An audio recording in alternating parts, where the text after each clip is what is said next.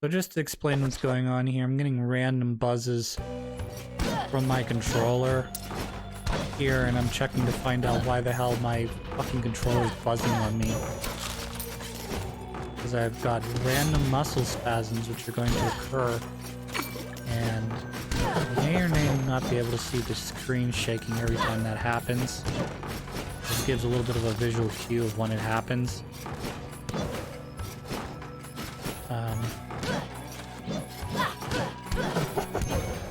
Yeah, you see that?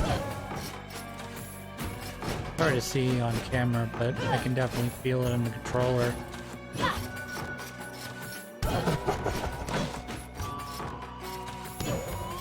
I'll be really happy when I get enough strength that those guys die in one hit.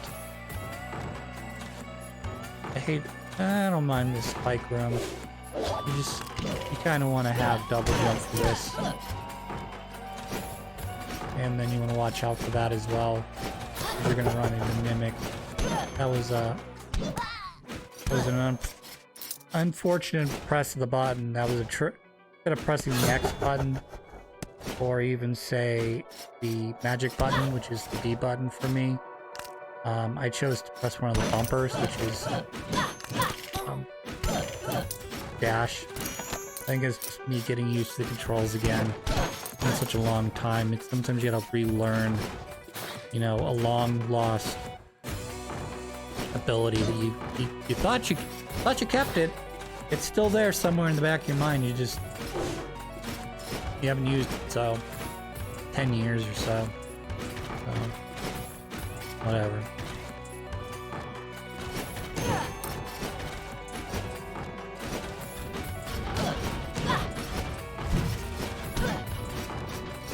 One of the things I sort of noticed about Rogue Legacy is, well, like, if you have trouble with that Grey Knight that I just killed, they tend to pop up more.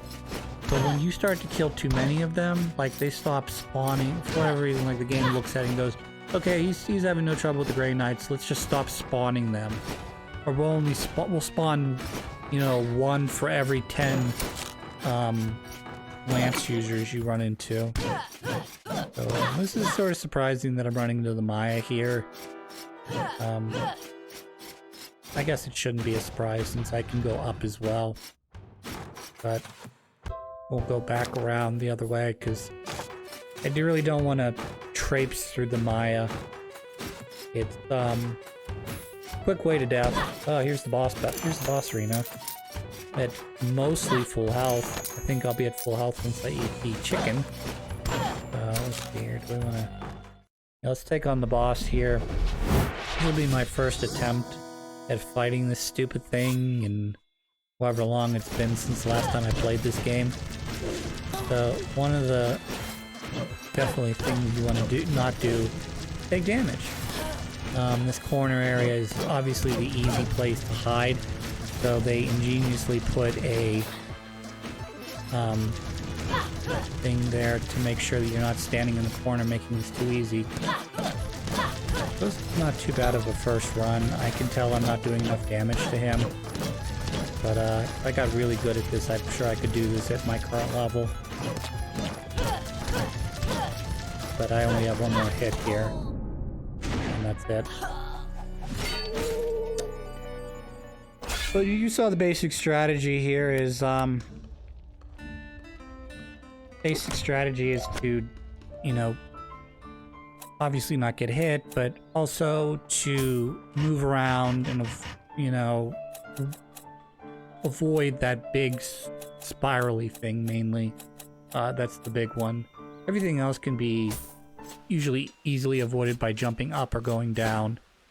Even staying out of the corner where the spikes are.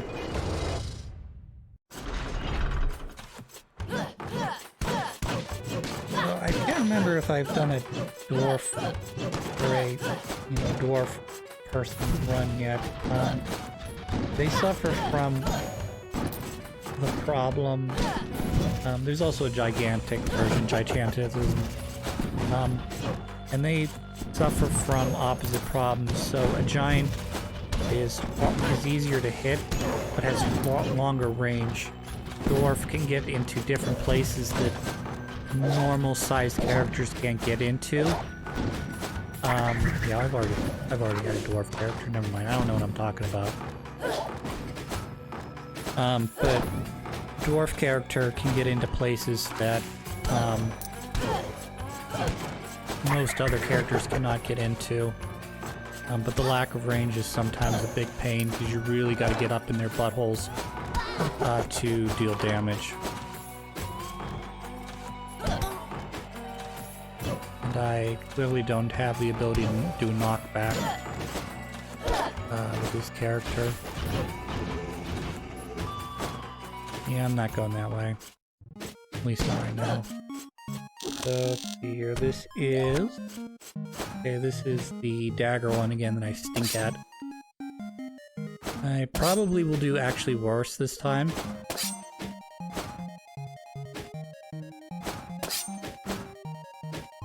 Boy, this is bad.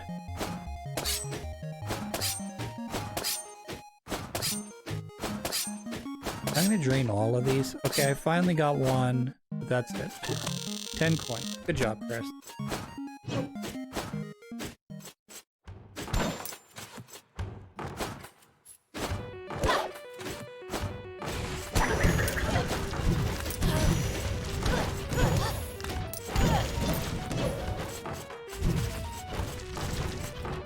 We can take out most of these ground enemies. I think we'll be okay. That eyeball as well needs to go.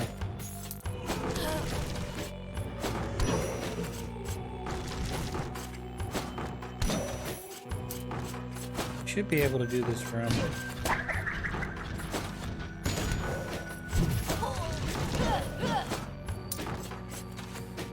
All we have to do is kill one eyeball. Alright, we did it. Ruin.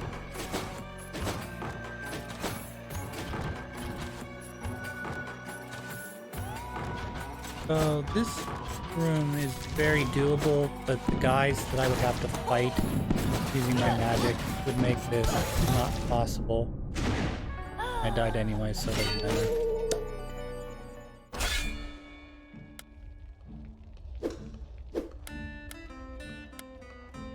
Nope, not the bottom guy.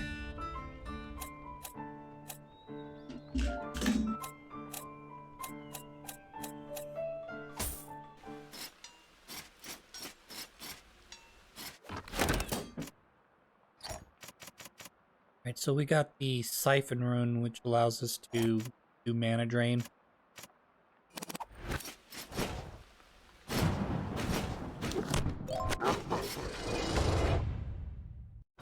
Runes tend to be a lot more random than the armor is. The armor tends to go in a situation where first you have to get this level armor, then you have to get the next level, and then there's very little randomization of the armor. And I get it, they don't want you to run into, you know, the final weapon of the game in your first run and just get so lucky that, like, you know, the rest of the game becomes, I wouldn't say a cakewalk, but it becomes a lot easier. I think we're going to attempt this once. I don't think I'm going to, if I don't do this, obviously it's going to lock me out of the chest, but I don't think I'm going to do what I was close to. I don't like that type of challenge. It's just too...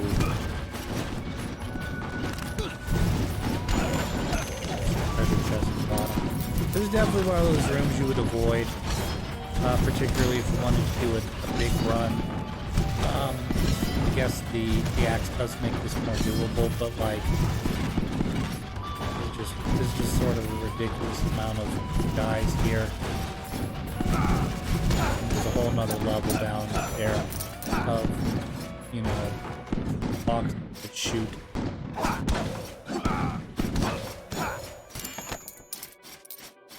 That's like 200, maybe about 250 or so gold there. That is, probably was not worth it.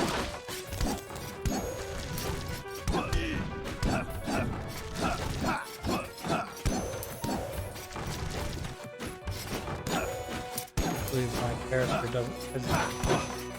does not have the ability to knock characters back when they get hit.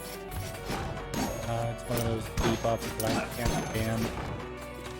You sort of start to rely on the, even if it's just a tiny hit, that bounces the character back. You start to rely on it too much that you can't unsee it once you've gotten used to it.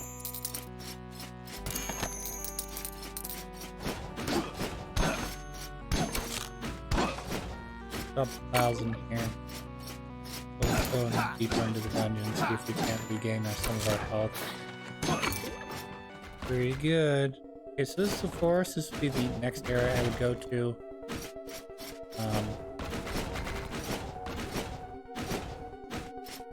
This is definitely doable even at the level I'm at. You just have to sort of be careful because a lot of these enemies are different. They're new.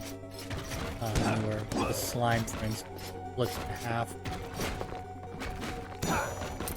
That force thing they call a nightmare.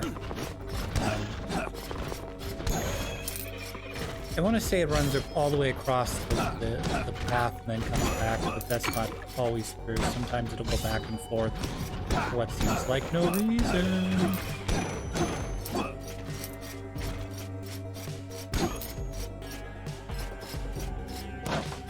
Journal entry number 3. I have paid my dues and entered the castle proper. The Devil Chiron has taken all that I own. In proof of my private coffers, I have left my wife and children with nothing. This is a price for any who haphazardly depth into the castle, because it's a fair price. Fair because all who enter, none have returned, but I will change that. I'll be victorious. There's no greater swordsman than I, even amongst my siblings.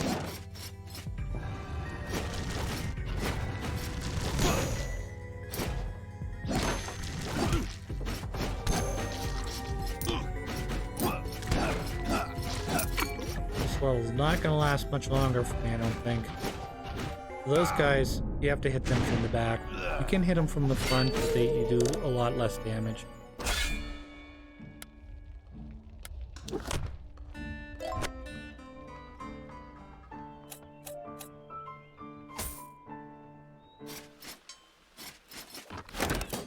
We sort of saved enough money here for the cape. Great. So now we have sword, armor, and cape, all that have vampirism on them. So it's should give us 3 HP per kill.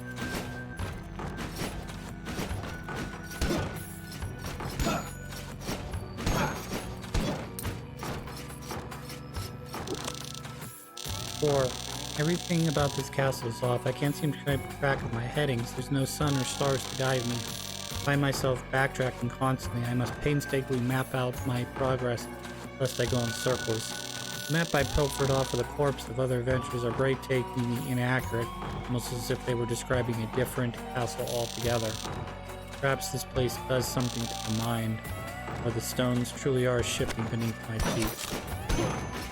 So he'll mention it either in the next journal entry or the one after, about the fact that the castle tends to tailor itself to your particular class and ability set. So, if you don't have a double jump, it's less likely to give you something that requires a double jump.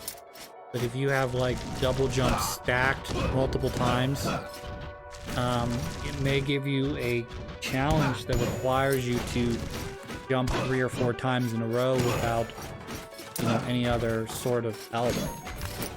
It'd be obnoxious.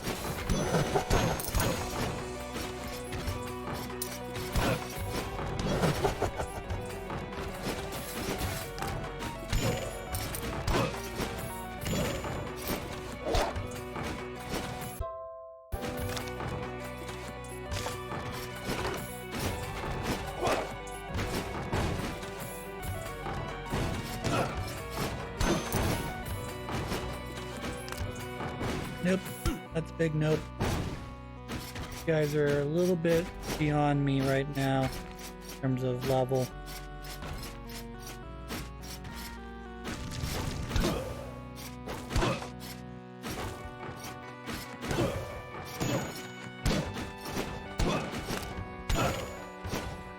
Hitbox on your character's a little wonky. We'll probably see that later, but in a lot of cases, items will sort of float through your head. Usually larger enemies like the spiked balls will float right through your head. You won't take any damage. But if anything so much as touches, your bottom half of your body, it's instant death. Well, not instant death, but instant damage.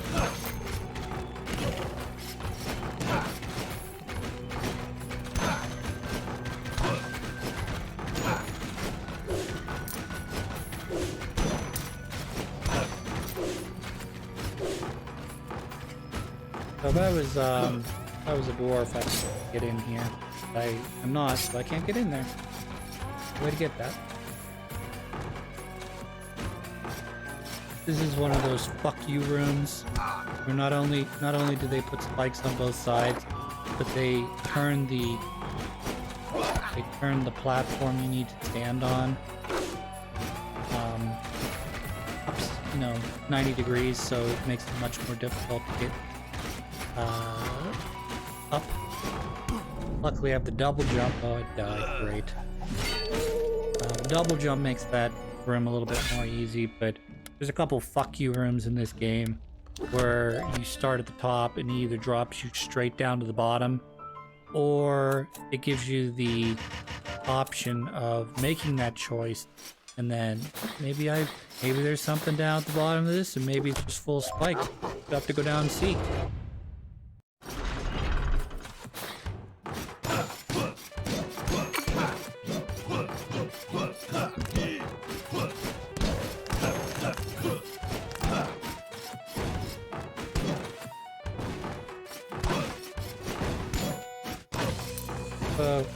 As I was talking about the randomness of the way these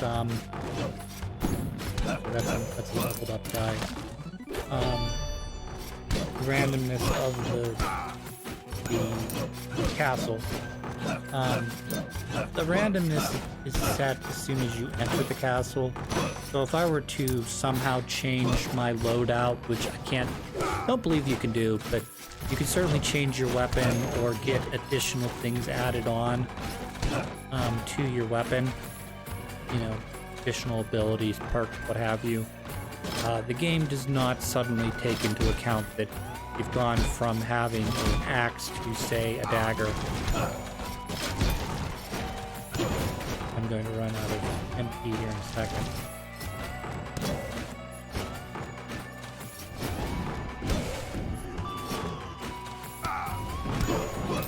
Probably also hear me bitch about how there's certain enemies and certain attacks can go through walls and others cannot. The eyeballs, for whatever reason, can go through walls. Well, I mean, let me rephrase that. The eyeballs attacks can go through walls. The eyeballs themselves are stationary. The flaming heads can go through walls, but they don't spit anything. Okay?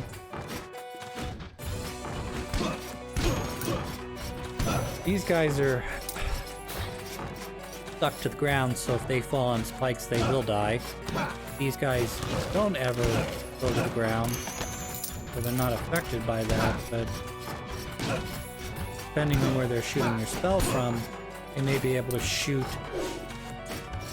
outside the wall. The boundaries of the wall. So you can see where vampirism has basically extended this run, which makes it great. Do not exit through the front gate. That is of little concern. I am committed to my cause and I will not back out. As far as the maps I found, yet upon carrying them a whole, I found some notice. So basically he's telling us that the area to the top, the forest to the east, and the dungeon to the south, each getting progressively more difficult.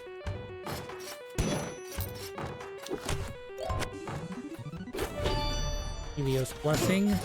I don't know what Helio Blessing does. It should be a light source, I don't know.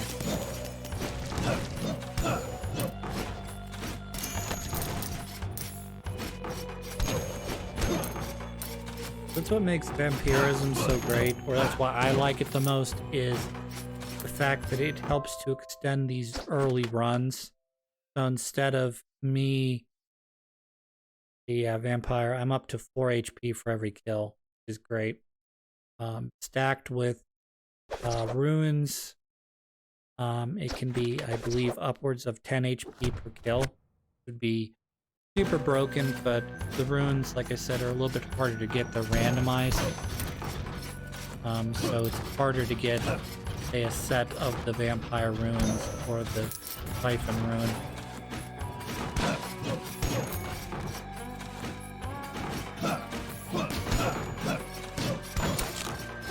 Usually with the armor, armor and weapons, there is some sort of trade-off, like, hey, this weapon's that does the most damage, but it doesn't get any buffs. Or, now this one does get buffs, but it's significantly weaker, or significantly heavier, or whatever. So,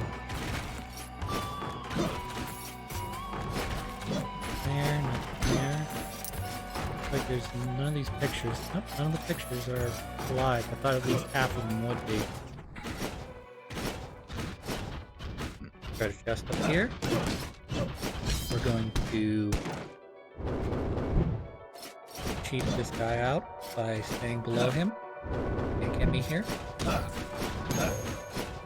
So, that's a free treasure chest.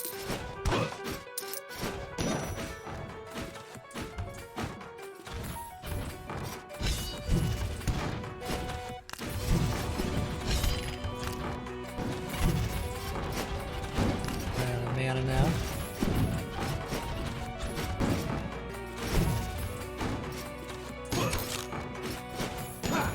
Good HP, good mana. Maybe forest. I think we'll take a run through the forest here. Doing pretty good, particularly with the vampiric armor. It's given me extended this run far longer than it should have gone.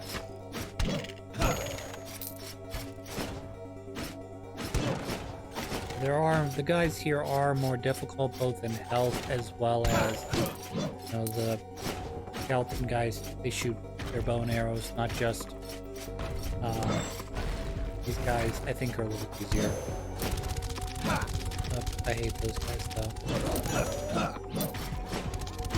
If you can one shot them with your sword, that's great. But more often than not, they just do the crash damage.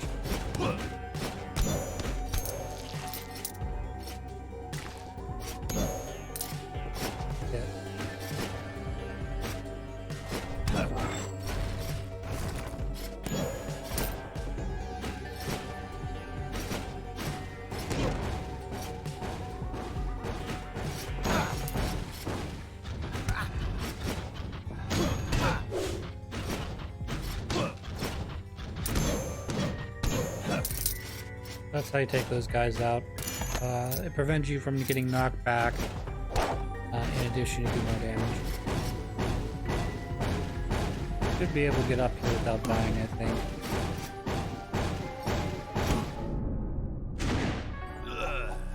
Famous last word every time.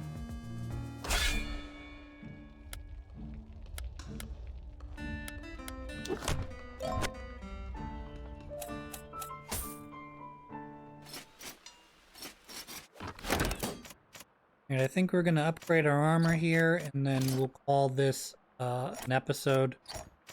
Once I spend all this money, I think that'll be it for today. Even if I have to, I'll waste my money on upgrading armor.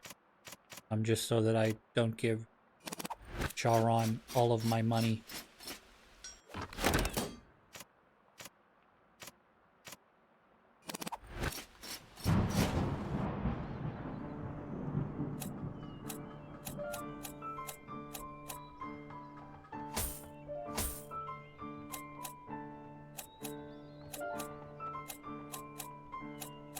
think I have enough for one of those armor pieces.